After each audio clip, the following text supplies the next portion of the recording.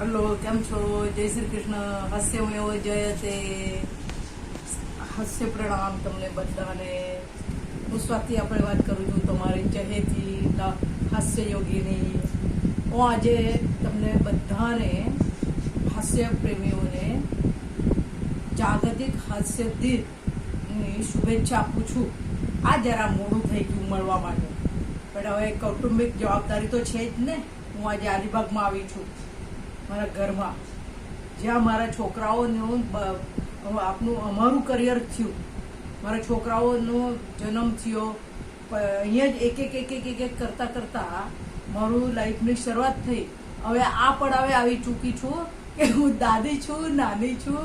કેટલાક જણાની હું નાની છું, દાદી છું, આજી છું, માસી છું. માસી બા કહે છે, કોઈ મને દાદી માં કહે છે, કાકી માં કહે છે.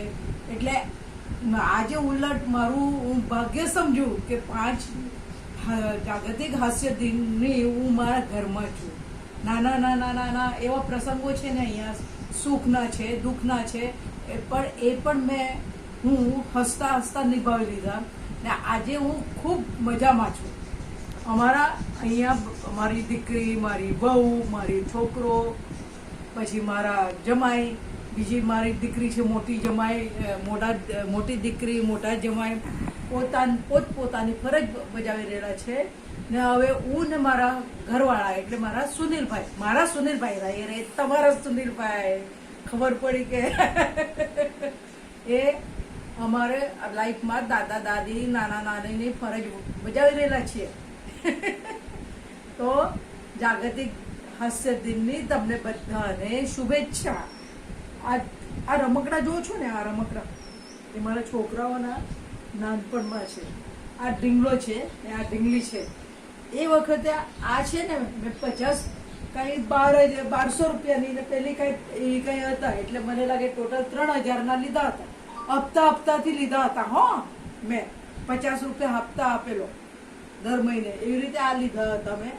ને આજે મારા છોકરાઓની પરિસ્થિતિ એવી છે કે એ ઘરમાં હવે એટલા બધા રમકડા છે કે એ અગણિત રમકડા છે અમારા ઘરમાં.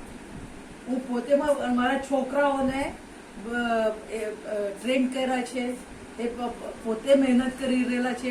અમે લોકો એટલે આપણે કહીએ ને, આ બધું કહેવાનું તાત્પર્ય શા માટે છે તમને, જેવું તમે બી પરોવો એવી રીતે જ એને ખત પાણી આપો, એ પ્રમાણે તમારું વૃક્ષ જે છે ને એ સંસ્કારી બને. ખબર પડી કે એટલે હું તમારી જોડે વાત કરું છું આ બધી, કે આપણે જે રીતે આપણું એને બી પહેરવાનું, એને પાણી આપવાનું, ખત આપવાનું, એવી રીતે આપણા છોકરાઓને આપણે સંસ્કારનું ફરજ બજાવવાનું, એવું આપવાનો સંસ્કાર. આપણે ભારતીય છે, ક્યાં પણ જગમાં જાઓ, દુનિયામાં જાઓ, તમે ભારતીય संस्कृतीનું તમે जतन करो. બધા कळालं का मी काय बोलतीये ते? मी मराठीत बोलते तुमच्याशी आता, की आपण आपल्या जे खत पाणी घातलेलं असतं ना मुलांवरती, आपण जे संस्कार घडवलेले असतात ना, तरी कुठेही जगात गेले ना तरी मुलं आपले संस्कार टिकवणंच धरतात. आणि आता असं म्हणतायत ही शेवटची पिढी नाही. तुम्ही जर संस्कार चांगले घडवले ना तर ही आपली म्हणजे आमची पिढी ही जी आत्ताची आहे ना, ही शेवटची पिढी नाही. ते लोक पण त्यांच्या मुलांना तेच संस्कार देणार. म्हणून सारखं बोलू नका शेवटची पिढी आहे नाही. दर पिढीला नवीनच पिढी असते आणि संस्कार आपले भारतीय कुठल्याही जगातले संस्कार ना चांगलेच असतात. आपण काय घ्यायचं ते आपण ठरवायचं, बरं का? तर आपण एक याचं हास्य होऊन जाऊ द्या.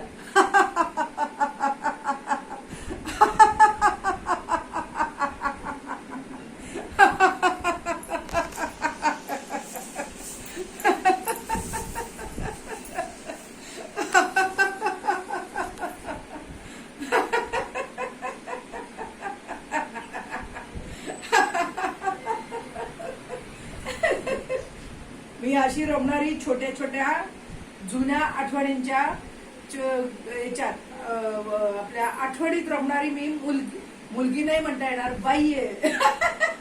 आजीबा दादीबा છું. આ દાદીબા હાસ્ય ગણો, જે બોલવું હોય પણ હસતા રહો, હસાતા રહો. Laughter is the best medicine in the world. 1, 2, 3, 4. Laughter is the best. India is the best. East and west. Laughter is the best. જય શ્રી કૃષ્ણ. ધન્યવાદ તમને. આ મારું યુટ્યુબ ચેનલ સબસ્ક્રાઇબ કરો, બેલ આઇકોન દબાવો ને તમે તમારી કોમેન્ટ્સ આપો મને ને શેર કરો તમારા દોસ્તોને સાથે. હસતે રહો, હસાતે રહો, હસતે રહો, હસાતે રહો. જય ભારત, જય માતા દી, જય શ્રી કૃષ્ણ.